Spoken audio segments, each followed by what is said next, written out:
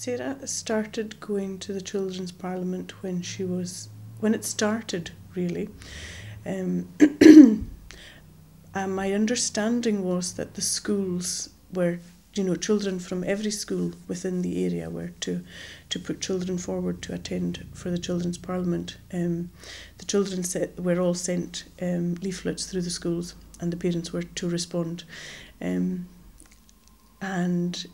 it's one of these things, a leaflet came through the door and we just left it and didn't do anything about it, I must say. And it was the week before the Children's Parliament actually started that I was approached by my work colleague, and she asked me if Sarah would be interested, because they were short of children and they needed actually 20 children. They wanted 20 children to start with, and they were short. So I'd said to her that Sarah and I had spoken about it, and she didn't seem that keen. But I said I'll speak to her again, and I'll persuade her to go for the first session and see what she thinks. So that's what we did. And Sarah went to the first session and loved it, and continued to go after that. It was a commitment for them. She used to have to go once a month. They always met once a month, varying the locations throughout Uist and Barra. They went to Eriskay, they were in Stonebridge Hall, they were in Carinish, they were in Lochmaddy, Barra. So they got to see throughout the islands, and then it meant that each child had an opportunity to stay within their own location. She really enjoyed the art that they did, and I think that's probably the thing that she enjoyed the most, was doing the art. She liked the drama and she liked the music when they did different things, but I think she learnt a lot from the art, and it certainly improved her own ability with art. But no, she did, and the things they did were also different, and I think she found it easy to talk about things that bothered her within the group. And I can remember one of the days they were talking about good teachers and bad teachers, and she found it easier to identify what she thought was good and bad in a person following the sessions that they did, whereas before she probably would have struggled with that. And I think it allowed them to explore so many things and ideas, and just rights and wrongs as well. I think she maybe is much more aware of what is right and wrong for people to do now than she was. I mean, there was always an element of recycling and organic produce when they were eating, and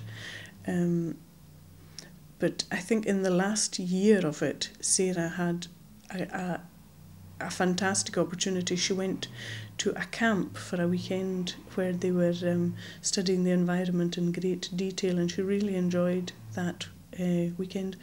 In Fife it was, yes, I couldn't remember there where it was.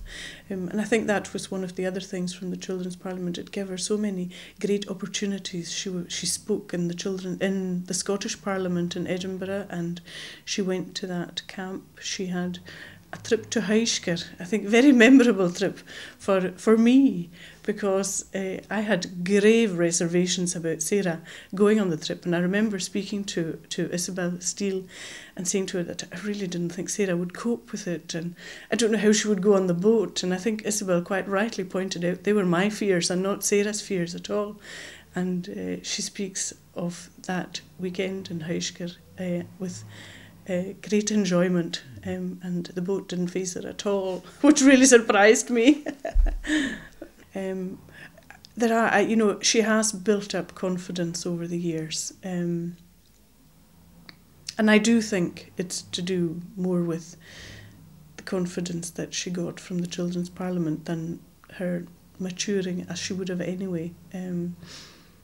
She's now much more able to speak to people, speaking to groups of people. One of the things that she does now that she certainly would not have entertained before was she actually takes part in reading in our local church on a Sunday, and that's speaking to a big amount of people, and she is very confident doing it.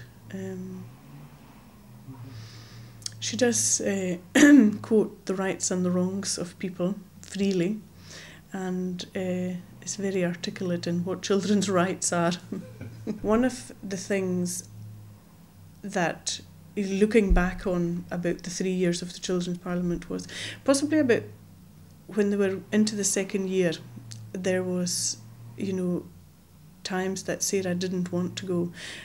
And I think she felt that particularly some of the girls had stopped going at this point, and she didn't think it was fair that she had to carry on going every month. But we kind of spoke about it, and I said, look, you committed to this for 3 years, and you have to see the 3 years out. You can't make decisions and change your mind halfway through. You've got to see it through. And she did enjoy it. But looking back, I did always wonder why, the ones that had stopped going stopped. Was the 3 years maybe too long as the pilot? But I suppose when you're building pilot information, you need that length of time. But I know that I think there was some of the girls particularly that had dropped out, and Sarah herself felt that the boys were so immature compared to the girls, and she had difficulty with that at times. And I think that's just how boys and girls mature at different levels anyway. But I think it did have an effect on the turnout of the children towards the end of the Children's Parliament.